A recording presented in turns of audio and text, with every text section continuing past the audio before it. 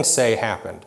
So for instance, a line of Germans ran up the ravine and Sergeant York shot 2 of them. That's the story.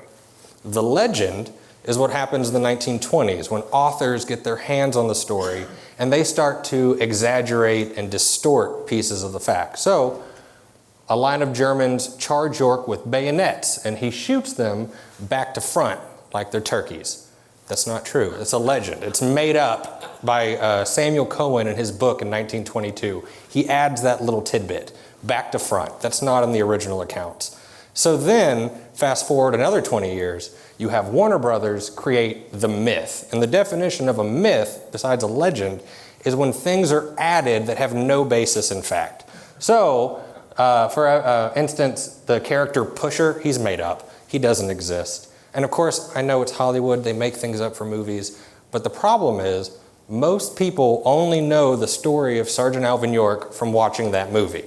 So that is the myth I'm trying to unravel, right? Not the story, not even the legend, but the point is most of the people that know about it only know the myth, right? So that's why I chose the title, and that's what I'm trying to debunk. A lot of people have claimed that the story is ultimately anti-York. It's not. Instead, I don't take anything away from the story except adding material. So I hope today with talking about the battle, you'll start to see a different perspective. So this is the myth, right? The myth most people know. Alvin York leads a group of men on a suicide mission. They get behind a bunch of Germans. They catch them by surprise.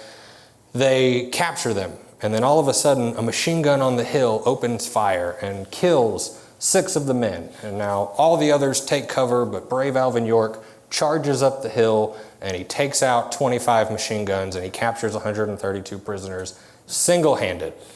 That's the myth. That's what the movie shows, and that's what most people accept. But the problem is, no one bothered to ask the other men what happened. The Warner Brothers movie, if you watch it again, shows no one doing anything. They're hiding in bushes. Right? So this is the myth. This is the story most people accept. And even if you read any book that has been published before mine, even as recent as 2021, you're going to get this same basic story. A few details change, but it's the same. It's single-handed. And that's the heart of the issue in my book. Why single-handed? How did that come to be? And what did the other men try to do to stop that myth? But the battle is the heart. It's what everyone wants to talk about. So first off, big issue. It wasn't just York. It was 17 men. And in fact, York wasn't in charge. Bernard Early was. Now, some pieces of the myth are trivial. Sergeant York, people call him Corporal York, and in fact, he never held the rank of corporal. He was private first class, and he was an acting corporal. Same, Bernard Early was an acting sergeant. They had taken so many casualties that they all needed to fill in roles. But these 17 men, led by Bernard Early, are tasked to go on a suicide mission behind enemy lines to try to knock out these machine guns. And I've put up here a few things that I want to point out. Most of these men are immigrants. All right? Most of them have been in the United States no more than 5 to 10 years. Bernard Early is Irish, Patrick Donahue is Irish, Joseph Kornacki's Polish, Musi and Cecina are both Italian, Fyodor Sok is Polish, and unfortunately I've tried and I could not find a photo of these 2. And on top of that, these 6 are the 6 that are killed in the ravine that day. Domowski's Polish, and in fact Ralph Weiler is actually Native American. So you have this amalgamation of men from all walks of life, from New York City, from Alvin York in the hills of Tennessee. These 17 men have nothing in common, are all together to accomplish a single mission. And this is important for later discussions in the book, things that we won't get into today. But most of these men, obviously English wasn't their first language. So a lot of them had to attend school for English at Camp Gordon.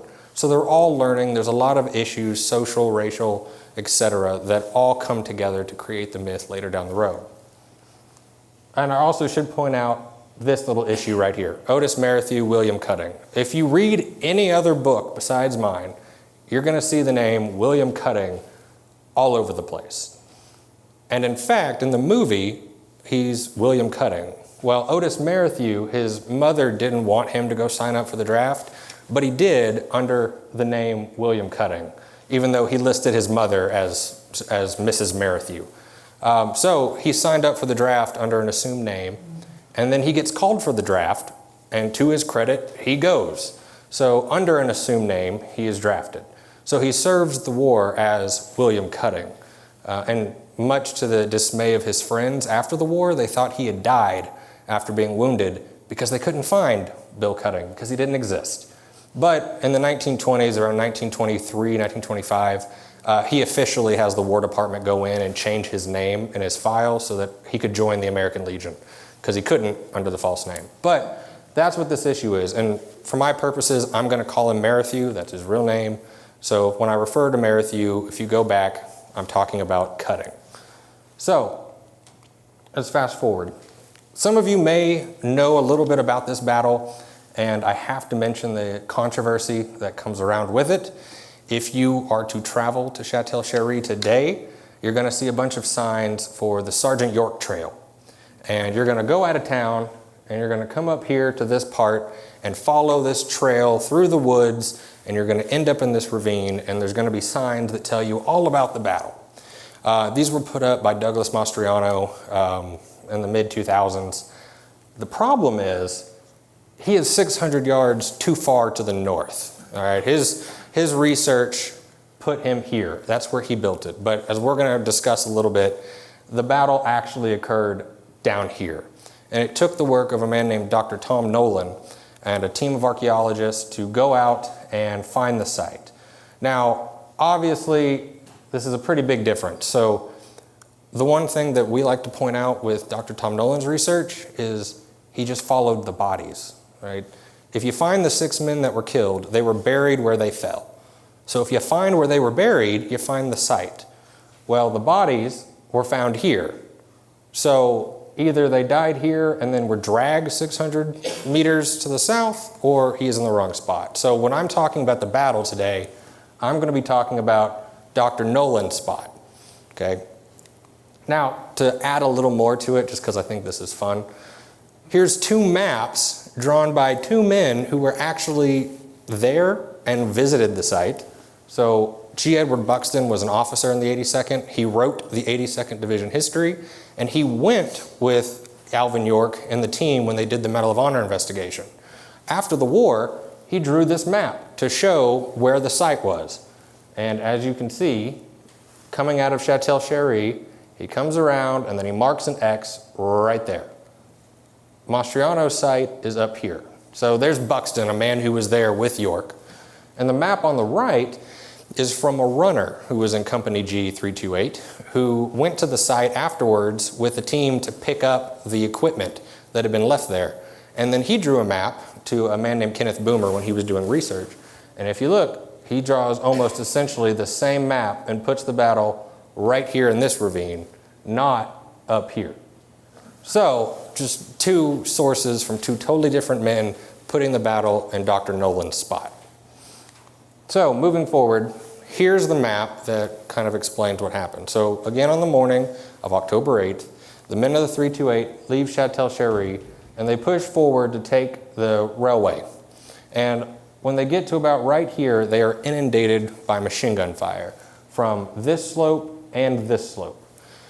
Their officer is killed, and the Sergeant Harry Parsons, orders Early to take 16 men and wander through the woods on a suicide mission. Now, fortunately, it was a foggy morning. They're in the forest. Unlike the movie that basically shows the Somme where there's no trees, it is a thick forest. So they make their way south. They get around the hill. The German lines are here. And those on Zoom, I'm sorry, I know you can't see my laser pointer, but pretend like I'm pointing to the arrows that say number 2. So they push around, and they get to this creek. And when they hit the creek, they run into 2 Germans who are getting water. The Germans see them, and they take off running. So Early and his men give chase. They quickly push through the trees, and they find about 80 Germans sitting eating breakfast. They had all shown up. They ran all night to get there, and they were preparing to be a part of the attack and a part of the defense of this hill. Well, Early has his men scatter and open fire. They open fire, they kill several of the Germans, throw their hands up. So now the Germans have surrendered. So Early orders York, who, York, by the way, is commanding a Shosho automatic rifle squad. So he orders York and his gunner, Percy Beardsley, to get to a vantage point to cover them. So they move over to the right at the slope of the hill, while everyone else lines up their prisoners, takes all their weapons, takes all their equipment, and they're getting ready to go. Bernard Early is walking over to tell Kornacki, okay, let's go, when a group of Bavarian sappers they had not noticed on the slope open fire. They yell, get down, the Germans drop, leaving the Americans standing in the open, and they're gunned down. Now, the men all scatter to cover. Alvin York is already in cover, so is Percy Beardsley. If you read the myth and the legend, there was 3 or 5 machine guns. There are no machine guns. The Bavarians had one, but they didn't set it up in time. It's just riflemen in a small ravine. So there's no American soldiers being ripped to shreds by machine guns. But several of them are hit. Murray Savage is hit immediately. Ralph Weiler's hit. Everyone is wounded in some way. But they open fire and they fight back. Now, these are GIS maps. So when Dr. Nolan did his research, they found almost 1,300 artifacts in this ravine.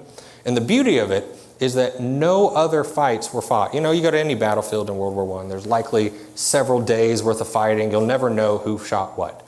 But in this ravine, the only action that ever took place was the battle on 8 October between the group and the Germans on the slope. So when they found these artifacts, they mapped every single piece. And if you put it into GIS, you can start to see something. So if we look at it, the yellow oblong shape, that's a dam. It's a medieval dam. There used to be a monastery there. So on the left, we have American equipment. Now, American equipment is going to be utensils, belts, even a collar disc. Now, the only reason they find those pieces, these are the graves of the 6 men that were killed. But to confirm that Nolan's in the right spot, they found a collar disc, which you'll see on the cover of the book, that said 328G, the company in which they're supposed to be in. And then at the top left, in William Wine's burial, they found 3 utensils, all stamped 328G. So it puts it in the right group. But if we see here, this circle here is William Wine. This is where he was when he was killed. Down here is Murray Savage at the base of the slope. And then here on the left, that grouping is a 4-man grave. Now, if we look on the right, these are expended German. So you can see where the Bavarians were on the slope when they opened fire. Right? So if you put the Americans here, they're basically surrounded in a crescent shape, not on all sides, but unsuspectingly getting hit from several directions. So when you look at it this way, you think, okay, this fits what I know. The men are caught off guard by they're unsuspecting to the Germans. Well, when you look at the American, things start to look a little different. So these are American 30-06 that are expended. This is a lot more than one man, unless Alvin York has super speed and he's just darting across this entire battlefield. There's no way he fired every single one of these. And in fact, if we go back, so William Wine's grave, they found some expended and some stripper clips, meaning he did return fire. But what we see from the archaeology is something totally different. We see Americans returning fire, fighting back against the men on the slope. This is not a single-handed thing. Not to mention that slope, it's very steep and the soil is very soft, so running up it is nearly impossible. There's no way anyone charged up that slope. But you can see the American positions here. And they fit pretty well. William Wine, Murray Savage, the 4 men. And this area on the right, just south of the right side of the creek, just south of the dam, this is where all the German prisoners were. So you have German prisoners scattered across this field too. And then here on the right, this is all 30-06, so that includes stripper clips and things that show Americans in some way or another in that area firing their weapons. So the archaeology supports the idea that there is no single-handed charge. This is a group of men returning fire. Now, this is a painting I had commissioned by Michael Ackerman of the battle. We use the GIS data, we use the accounts to try to put them in the proper places. So I'll point out a few of them. Back here, that's William Wine. Here is Otis Merrithew. Now, in Otis Merrithew's version of the story, he returns fire, and Bernard Early, who is in charge, he is right here. Bernard Early is shot 5 times. And in one of the accounts, he had a hole in his back and you could see his kidneys. So it's a miracle he survived. But he gave command to Otis Merrithew. He verbally said, Merrithew, take over. So Merrithew returns fire until he is shot in the left arm. Now, he claimed his entire life that he was wounded in the arm, but it wasn't severe, that he pulled out his revolver and returned fire. And when they did the archaeology, they found 45 bullets on the right side that had been fired out of weapons. Well, I didn't know this, now I do. Most men had a Colt, but he had a Winchester. The Colts have a right-hand spin, while the Winchester has a left-hand spin. So, if you take the bullets they found on the slope, so the Americans firing at the Germans, there are all these right-hand spins and only a few left-hand. So someone had a revolver. And when you do the math of York has a Colt, Early is too wounded to use his, Percy Beardsley had a Colt, and Murray Savage had a Colt. Those are the only 4 men who had sidearms, and 3 of them we know have Colts. So that means he's telling the truth. He did fire his revolver during the fight. Moving on, this is where the 4-man grave was. So Swanson got hit in the neck, Weiler got hit in the gut, Murray Savage was hit in the stomach, he's back there. You have 4 of the men, Salk, Cecina, Musey gets hit in the shoulder, so there he is with Kornacki hiding behind the dam. Cecina, he gives in his account that during the firefight, he kept his gun on Paul Vollmer, which we have photos of Vollmer, so that's why we're able to make the likeness. So he was watching the officer. And on the right side, here's the important bit, you have Percy Beardsley with a Shosho automatic rifle, and he claims he returned fire, and then when his Shosho jammed, he pulled out his sidearm and continued to fire. And then you have Alvin York up here. Now, this is to where York said he was. He said he jumped behind a tree and got into the bushes beside it, and that was his position. And from this position, he was in a little low spot that you cannot get your really see if you're on that slope. So from his own account, he was able to fire at the Bavarians. So York is here, Percy Beardsley's here. But as we saw in the archaeology, it's not just York. There is no charging. These are all men just trying to survive and return fire. Now, part of the story is this bayonet charge of these men that jumped out of a trench and charged York. There are no trenches in this part of the Argonne. This was back of the lines for most of the war. There are no trench networks. If you've seen the movie, it shows all these trenches. None of it. Now, in their story, they do say they followed a trench. If you go walk the site and you follow that path I showed you, you will find a medieval ditch that was a property marker. And so if you look at it that way, that's the trench they mention. It's a ditch. But there are no trenches on this side of the hill. This side of the hill is not even part of the battle. It seems ridiculous to put trenches on the backside, right? So there are no Germans charging from a trench. Now what we do find in the German records is they heard gunfire, so a few of them ran to find out what was going on, and they ran into York. So they came from the right. York managed to shoot 2 of them. They were surprised, shot 2 in the front, and the rest of them scattered and ran back to headquarters and told them what was going on. All right, so that's where this bayonet charge, it never actually occurred, but you do a bad game of telephone over 100 years and you get the bayonet charge and Gary Cooper gobbling like a turkey to get the Germans to look at him. You know, weird things that pop up. But I was really happy to have this commissioned, and now it's at the World War I Museum, but to at least show what the battle is. And this, what you're seeing, is what that ravine looks like. Tom Nolan gave me all of his photographs from when they went out there, and then I had a friend that lives nearby go take photos. It's not barren. October 8th in France is still green. The trees are still full. And this ravine basically looks like this today. So you can go take this painting and go walk in this ravine and see basically how it looked. So continuing on, as I said, follow the bodies. So the battle occurs. I should mention that this firefight only lasts about 10 minutes. And remember, there's 80-something Germans in the middle of this, and they're getting hit by their own men on the slope. So Paul Vollmer blows his whistle and orders them to stop, to surrender. So the Bavarians on the slope surrender, and they come down. So now we have roughly 100 Germans that have surrendered to these 17 Americans, but now 11 Americans, because 6 of them have been killed. They thought there was a bigger American push behind them. There wasn't. On top of the 11 survivors, you have Bernard Early, who is severely wounded. You have Otis Merrithew, who is in charge, but he's wounded. And in his account, he's the one that told York to lead the men out of there. You have Cecina, who's wounded. And then on the way out, as they decide not to go backwards, so they decide to push forward and hope to meet the advance of Company G.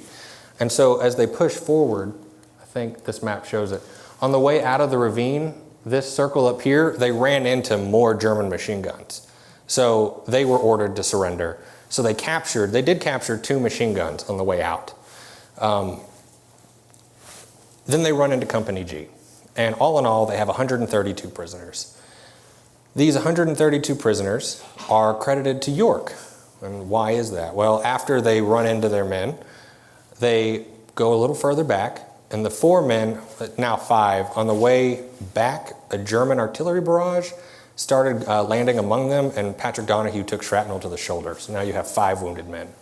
Those 5 men get put into ambulances and are taken out. So now the last non-commissioned officer standing is Alvin York. So when he takes the prisoners back, he gets credit for the capture, even though he was only in command for the last stretch back to the end. So the story evolves from there. Now, I bring this up. I told you 6 of them were killed. They were buried where they fell. They died October 8th. They're not buried until October 20th. And February of 1919, when they go back out to the site with York for the Medal of Honor investigation, which I would recommend you read the book to find out about that investigation. I won't go into it today, but the investigation is sketchy at best. But they go back to the site with York, and they have a photographer, so he takes photos of these graves. So this is Murray Savage on the right. This is the 4-man grave. And you see they left their equipment, which they did find some of these when they did the excavation, so now the World War I Museum has them. But they found the remnants of Murray Savage's helmet. And you don't see William Wine pictured here. Apparently his grave was a bit further back into the trees. And in fact, when Grave Registration Service came to dig up the men to move them to the cemetery, they didn't find William Wine. And it took another year for them to come back out and find his grave and move him, which is why there's no photo of it. But the 6 men are eventually removed from this ravine and put into the Meuse-Argonne Cemetery. One of them is sent home and buried in New York.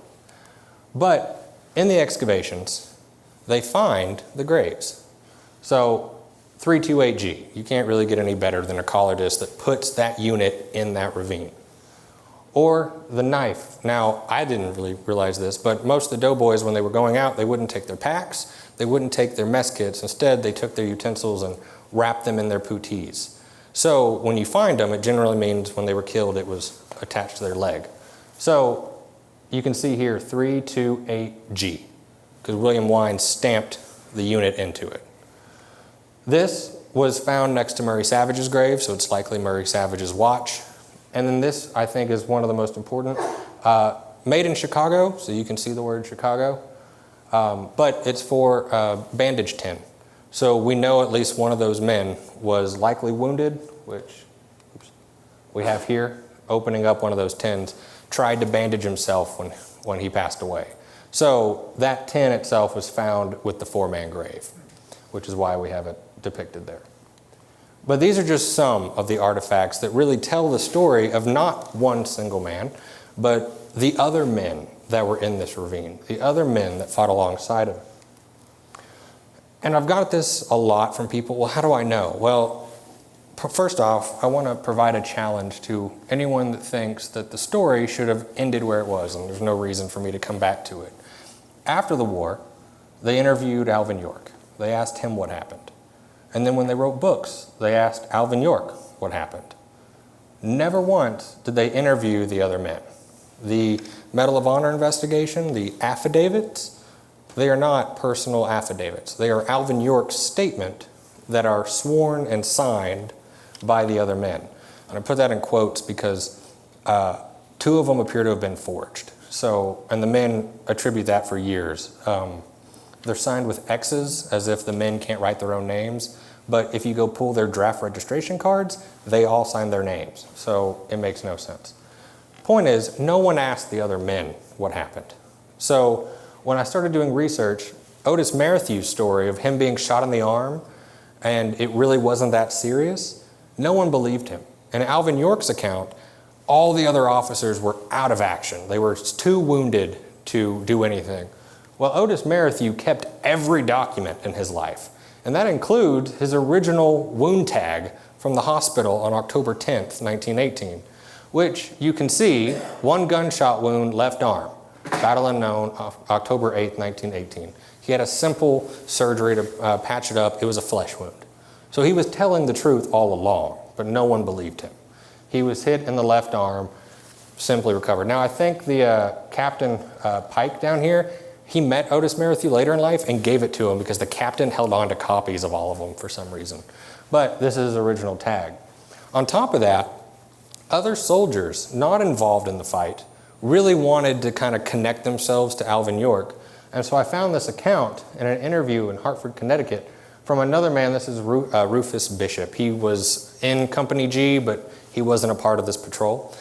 In his account, you see that he says that we heard noise in the woods. Now came forth Corporal York, bringing out captured Germans. Corporal York came first, guards lining up, men on each side. I had a glimpse of Corporal Cutting, so Otis Merrithew, of Massachusetts, with a hole through his helmet and blood running, yelling like mad. Sergeant Early had been wounded and they brought him out. So even other people that, they're not mentioning the battle, but they prove that Merrithew was still walking and still yelling at people because he was angry. Right? There are all these little pieces that prove the men are telling the truth, yet no one bothered to take the time to get their side of the story because it's not as great as a single-handed myth. Now, I also bring this up because if you believe the story, the myth we all know, only Alvin York deserves the credit. And in fact, that Medal of Honor investigation, the official determination was that none of the other men deserve any medals. And that went all the way up the chain until it got to Julian Lindsay, who changed the wording to no other men deserve the DSC. Because he then puts in, this is 4, there are actually 5 of the men for Silver Stars for this action. And later in life, Lindsay writes a letter saying, I should have recommended all 17 of them, well, 16 of them for the Silver Star because that was a suicide mission. They all deserved it. So other men were recognized for their role. So why was this left out of that story of Alvin York? This is from 1919, May 4th. Why is this not included? It was public information. It was there in the file. But that's never included in the myth. Moving forward, I don't know if I have it. Oh, yes. So Private Oscar Johnson, he's in Company D. He's not even a part of this group. When the American Legion magazine writes about Sergeant York, it tells a single-handed story, and he wrote in a letter angry that they only talked about York. You know, he mentions that there were 6 other members, there were 16 other members, but he knew that there were other men in this patrol, and he felt that it was wrong for them to leave them out. So in their next edition, they do their research and they have to admit, oh, it turns out there were 16 other men who were a part of this, and some of them were recommended for medals. And if you fast forward through the years, the War Department in 1929, in 1929, the War Department decides to hold this big event to celebrate Alvin York, and they're going to reenact the battle. Well, in doing so, they decide it'll be great PR to invite all the other men to come and show off. Oh, we love York, he saved our lives. Well, it backfires when the other men realize this is their opportunity to tell their story. So they start mentioning, well, that's not what happened. We were there, we participated. And the War Department starts to scramble. They start saying horrible things about the other men, including the sergeant that sent them on the mission. He says that Early probably deserved to get shot because he kept standing up in situations when he wasn't supposed to. Well, what happens in these 3 days, it turns out the War Department had buried recommendations for the other men. Bernard Early was recommended for the Distinguished Service Cross, and it went to the War Department. But who did it go to? The commanding officer who had been touring the country with Alvin York after the war. So he buried it, and his answer was, well, York said he wouldn't support it. So they dug it and buried it far away. And then when the War Department now all of a sudden has egg on their face and they have to admit, oh, we do actually have recommendations for the other men. Surprise. So on the last day, they give Bernard Early his Distinguished Service Cross. And you'd think that maybe this will calm things. Well, they leave out all the other men. So for the next few years, things die down. Otis Merrithew keeps trying to get something. It doesn't work throughout the 30s. And then it dies off until 1941, when Warner Brothers makes the movie. And the other men say, we hear you're going to do the battle. We want to make sure that we're at least included. They don't ask for money. They don't ask for anything except recognition in the fight. Then Warner Brothers has to panic and realizes that they have to tell this story, but they don't want the other men included. And in fact, the contract with Alvin York says that York has full control of the movie. So if the movie is fully made, he can say, I don't like it, and they have to scrap it. That's the terms of the contract. So they have to make sure none of the other men are involved in the movie. So when they offer to invite Merrithew out to see the movie, all of a sudden they start sending letters saying, that's a horrible idea, you're going to make York angry, we can't do that. So instead they end up paying off the other men. And they do this through a really shady tactic. They use the men's situations against them. So for instance, Merrithew was, I don't know if I have the slide, no. Merrithew was smart enough, he said, well, what are you going to pay for my signature? He was given verbal agreement, you'll be included in this movie, don't worry. So he signs and they give him $250. Well, as Bill Guthrie starts going down the line to find the other men, he starts to see their financial situations and he pays them less and less and less until he gets to Patrick Donahue, who's a great example. Patrick Donahue received the Purple Heart because he was wounded that day. He received the Silver Star for his actions that day. And due to a severe PTSD, he had become an alcoholic, and he gave him $5, told him to sign the document. In comparison, Captain Danforth, who was not a part of the battle itself, they paid him $1,500 for his signature. So Donahue's paid $5. Thomas Johnson, who also suffers severely from PTSD, they pay him $20. And then the media picks up on it and writes stories about, my favorite actually comes from Oklahoma. It says, a bum, a truck driver, and a bartender. And then it talks about the other men, just really disparagingly, says that they're bitter, they're angry, they don't really deserve the time of day. And then they make the movie, and if you've seen it, you know that none of the men are included. I think Merrithew's name is mentioned once, Kornacki and Donahue, they're mentioned in a throwaway line, and then Bernard Early is shown as a sergeant who hates York for his religious beliefs.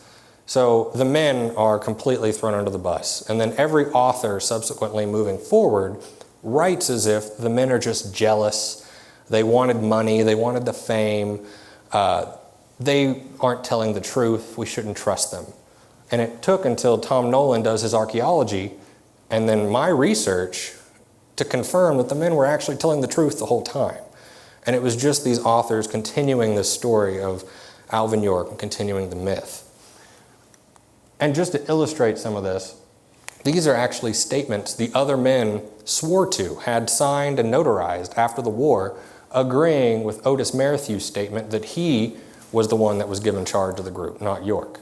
So the other men attempted to get this word out, and I will say, I have the original copies, but he sent copies of these to every single person. He sent it to the War Department, he sent it to Warner Brothers, and everyone just tossed it aside, even though the other men supported this idea. And Otis Merrithew was recommended for the Distinguished Service Cross by G. Edward Buxton in 1932, but the War Department told him, too bad, all medals had to be recommended before August 4th, 1929, so you don't get a medal. Now that law has been rescinded by President Clinton, so technically he could still get it, but all their files burned in the archives. So none of the service files of any of the men except York survive. But Otis Merrithew held on to every single document. So in his collection were letters from the Department of the Army in the 60s saying, we checked your file, there is a recommendation for you, but we can't do anything about it. So there is evidence that all of this was true. We just couldn't prove it until someone looked at Otis Merrithew's files.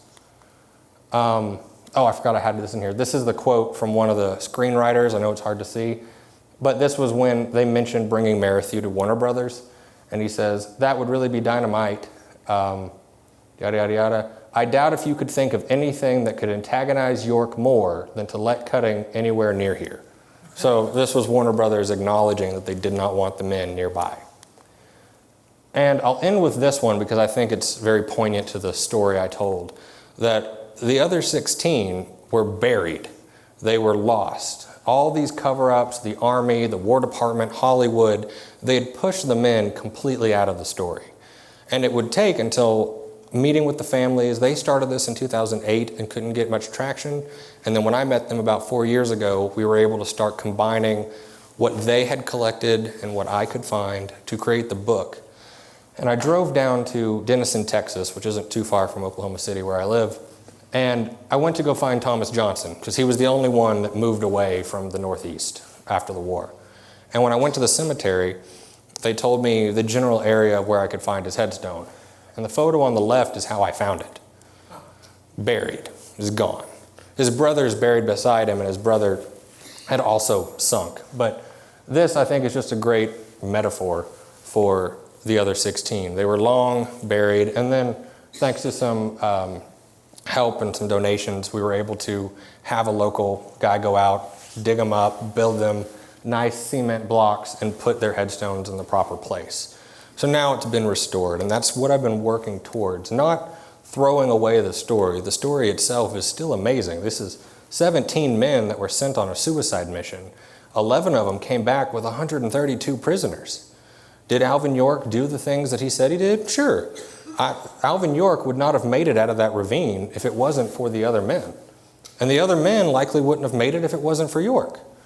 Problem is, in continuing the myth, we've thrown out 16 other men. And I've gotten a lot of people angry over how dare you ruin the reputation of one, but I'd rather argue that what's more important, this single-handed myth or the reputation of 17 deserving men whose memories have been tarnished and lost. So I want to open it to questions, and I appreciate you all coming to listen. Thank you so much. All right, before we head into our Q&A, here are some of our P's and Q's as we go through Q&A. We will be taking questions both online and from our guests in person. From our guests who are joining us virtually, you can get questions to us by using the Q&A button at the very bottom of your screen. For those who are joining us in person, my friend Chris, who is at the back of the room, currently waving his hand enthusiastically at you, has a microphone. Please do not ask your question until you have the microphone so our guests joining us online can hear your outstanding questions themselves. So if you have questions in person, we do this old-fashioned style. These gentlemen know what they're doing. They raise their hand. Chris, go ahead and grab that first question. Thank you. Thanks for making this presentation. It was tremendous. The battlefield archaeology you discussed early on, is that the same as what that Sergeant York discovery expedition came up with, or is this different? It's different. So the Sergeant York Discovery Expedition, that is Mastriano in the wrong site. The stuff I'm discussing is they did it contemporarily, so they were at the same time. But Dr. Nolan did this as his PhD dissertation, and it was just recently published in 2018 by Michael Kelly, Discovering Sergeant York's Battlefield.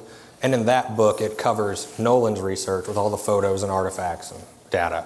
So the Sergeant York Trail and the Sergeant York Discovery Expedition is Mastriano in the wrong spot, and I'm discussing Nolan.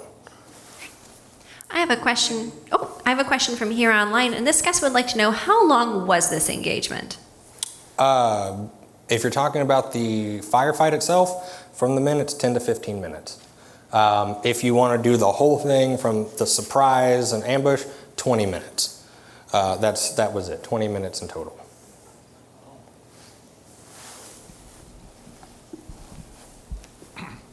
What was the exact suicide mission? What was they supposed to do?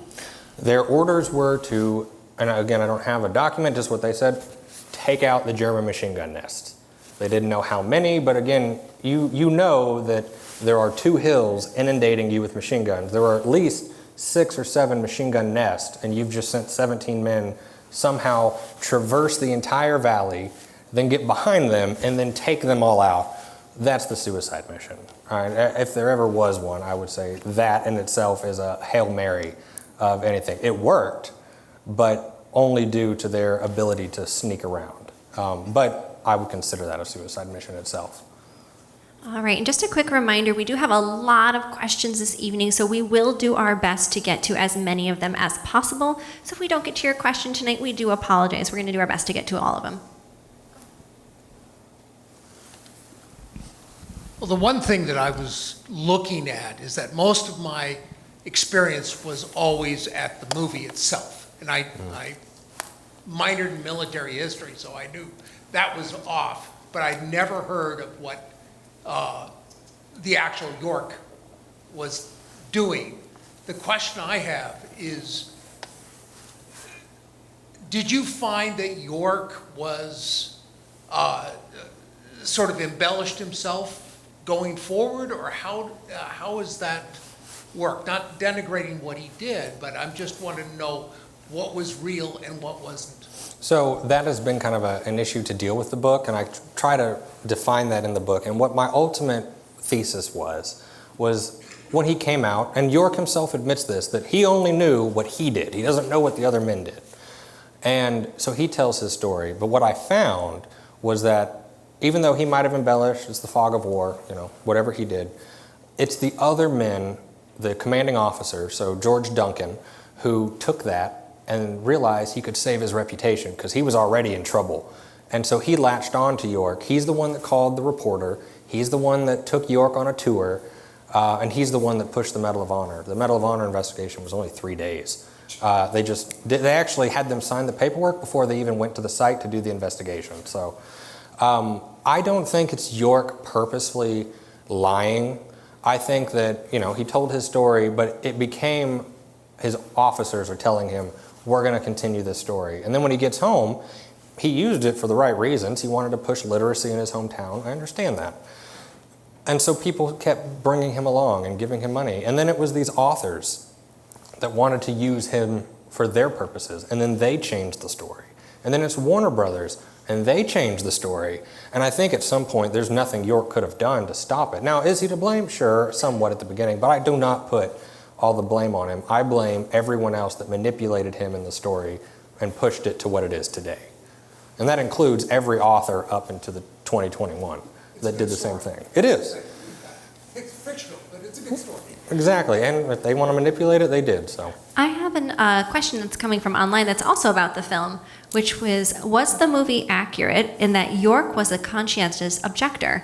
And was that maybe one of the things that papers and movies really hung their hat on, meaning it was just a better story for them that he went into war despite concerns about it and ended up being a hero? So that is correct. He was a conscientious objector, and he actually tried to get out of it at least 2, maybe 3 times. So in his file, he files, they deny it, he filed again, they denied it again, and then it's iffy if he did a 3rd time. So yes, he did try to get out of it, but he was drafted, push forward. That definitely made the story. The first article was the fact that he was a conscientious objector, so that really helps. And when you look at myth making in general, people really like folk heroes, especially people like York that are unlikely heroes and they beat the army at their own game. So even when you push it to the movie, York only wanted that movie to be about his religious conversion. He didn't want the war stuff. Hollywood added that in. So that definitely made the story so appealing to everyone, but they then, manipulated it to make it a better story.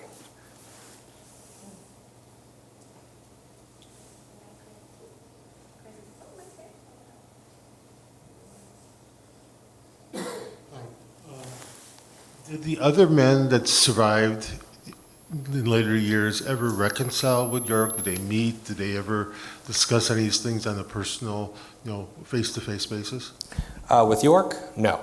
That War College event was the first time they'd been together, and in fact, the War Department offered all of them. 2 couldn't make it. One of them never got the money the War Department promised for travel. So when they showed up, one, they were surprised to see Otis Merrithew there because they thought he was dead, and he just showed up. But because of the controversy with the other men telling their story, the War Department went through great length to keep York and the other men separate through the entire event until the last day. And even then, the men were so upset with the War Department, a few of them, 3 of them, chose to stay in D.C. and not at the War College like they were invited to. So they never reconciled. And part of their big beef with him was after the war and when he did his speaking tours, he was supposed to go to towns where they lived. And when he found out, the organizer said, hey, we invited Percy Beardsley to come. All of a sudden, he cancels his tour. So he never actually went to any town where the men lived. He canceled every single one. So they never met. The 29 event's the only time. And every other author has tried to tell this story of York always gave them credit, but they only quote one source, and they quote a radio show in which York says, the other men were there too and they deserve the credit. However, I noticed no author ever put the date of that radio show, so when I found the date, it's the night before the premiere of the movie. So it was done to quell the tension around the movie because the other men had been in the news. That is the one and only time he mentions the other men deserve credit. So I don't think there was any reconciling with anyone. All right, just so everybody on my virtual screen knows that my microphone mysteriously passed away during this. So we are down to 1 microphone, everybody. We're gonna make Chris work for it tonight. I have a question about the picture that you featured that you had commissioned about the battle. How long did it take to compose that image of what the battle looked like using all of the resources and accounts of the battle? Tell us a little bit about the artist. So Michael Ackerman is the artist.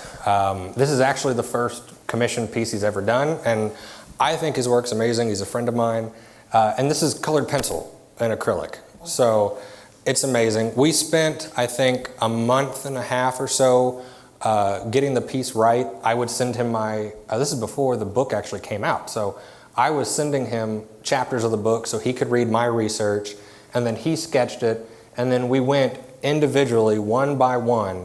Well, who should be where according to the story and the archaeology? What should they be doing? What weapons should they have? There's even, I would call them Easter eggs, but the research, they found the anti-tank rifle. They found several rounds. So there was one in that ravine. So hidden away right here is an anti-tank rifle.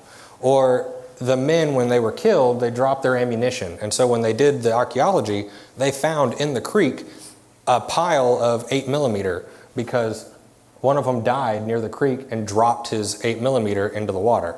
So it took us, I think it took him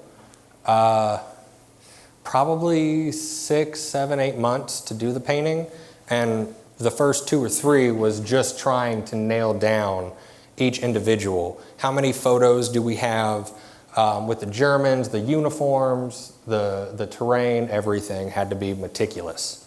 How big was that? Oh, that is a great question. I think it's 18 inches tall and 32 long.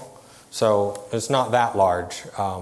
and he does sell prints if anyone's interested. But it took quite a while, and I was very happy with it and kind of disappointed I never got to hang it up in my house, because as soon as I got it, I took it to the World War I Museum and then donated it with the rest of the artifacts.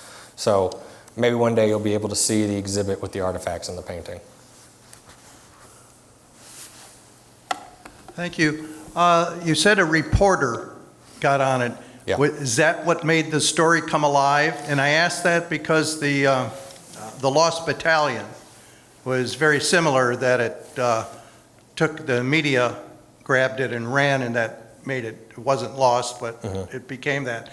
Would you say the reporter, did he stay with it and make it that way, or was it the generals afterwards? So George Petullo is the journalist that did it. He wrote for the Saturday Evening Post, and he is a big player, so there's a whole chapter dedicated to the Medal of Honor investigation.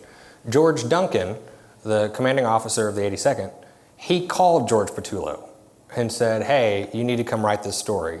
So they took him to the site with York and had him write it down.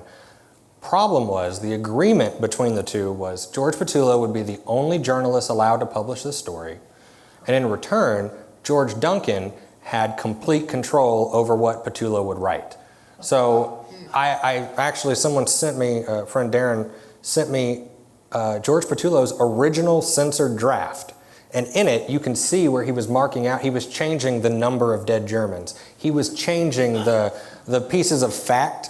They're all edited in because George Duncan controlled the media. And the Saturday Evening Post, being a 2 million subscriber magazine, that article made York. So when they came home, everyone knew who York was because of that article. So George Petullo was the big one who started it. And then it was Thomas Scahill, who wrote the book, who then made the myth even bigger in 1928. So they definitely are the cause of it, and then everyone else just rolled with it. All right, I have a question from one of our guests online who wanted to know what got you interested in this project and research, and were you surprised by your findings? So what got me interested, I typically do Marine Corps history in World War I, so this is outside my wheelhouse. A friend of mine, Stephen Gerard, called me one day and said, hey, I got a fun video for you to watch. And he sent me a video of the descendants of the other 16 talking about some of the research they had done. And so I watched it and I thought, oh, this is cool. Why hasn't anyone done it? And when I started digging into it, I was all on the York side. I started this project from, we just have to retell the story of York and then just add in some of this material. And it took 2 years to get the family to trust me enough to give me the documents, because they had tried to offer this material to authors in the past and they dismissed it. So they finally opened up, and I started to see that the story was not as I had thought originally, that there was this issue in these cover-ups, and it took about 2 years for me to actually figure this out, and then the story changed as we went. I even submitted the draft to the publisher, Texas A&M, and then I found some new articles that really revealed the issues of the War Department. So it was a constant changing until the book was published, and it took several years to really iron out this. So I did not start it to try to upset the myth of Alvin York. It just naturally led me down that road. I have another question from our online guests. It's about the film, and they read that York insisted that Gary Cooper portray him in the movie. Is that true? That is true. That part is true. He did insist that Gary Cooper play him in the film. The only thing I can find that's part of the myth of the movie that's not true is there's this weird thing that people say Alvin York was on set when they made the movie and he was in charge. He was never on set. There are letters from Warner Brothers saying that York is never there, which is why they originally invited Merrithew to come out to supervise it. So he wanted Gary Cooper to play him, and he didn't like the kissing scene because that was, he didn't kiss her before marriage, but those are all true. And they did invent Pusher. Pusher is a made-up character. And they put him in the movie to kind of not make York look like such a, and this is not the term, but as Warner Brothers put it, dumb hillbilly. So they put Pusher in there, and then they added the scene where York has this debate with Buxton over the Bible. That's totally made up. They put that scene in the movie to temper York's religious convictions. So pieces like that people take as gospel are not actually the truth. That's just Hollywood. All right, we do have time for one more question this evening, and I'm going to throw it to Chris, out to one of our guests in the audience.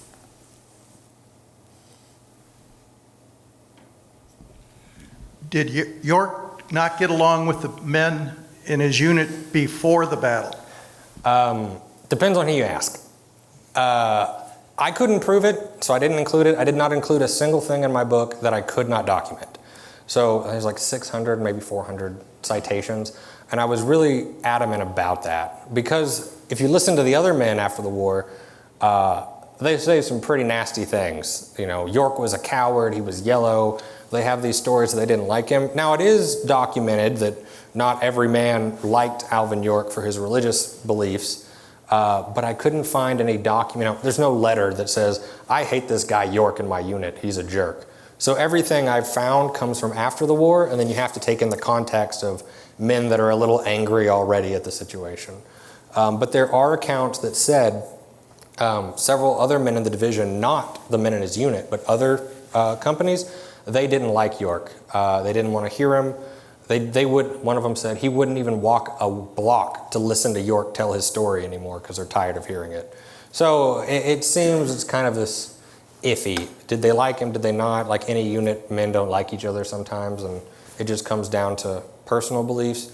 Plus, you take the context of the time, it's not that far from the Civil War. Their grandparents, their parents fought in the Civil War, and this unit is made up of some Southerners, some Northerners, and then immigrants and these good old boys from Tennessee that were very proud of their Anglo heritage. So there's also a lot of issues that come with the context of the times that we also have to consider. So it's not a complicated answer. I don't know, but probably not. All right. Well, I want to thank everybody again so much for joining us this evening at our Date with History. We hope that you'll come back next month on Monday, May 8th, when we are joined by a Medal of Honor recipient from the Congressional Medal of Honor Society. Have a wonderful evening, everybody. And for those of us who are joining us in person, please don't forget about our friends, Cantini Post 556 American Legion at the back of the room, and helping out the Midwest Shelter for Homeless Veterans this evening. Thank you so much.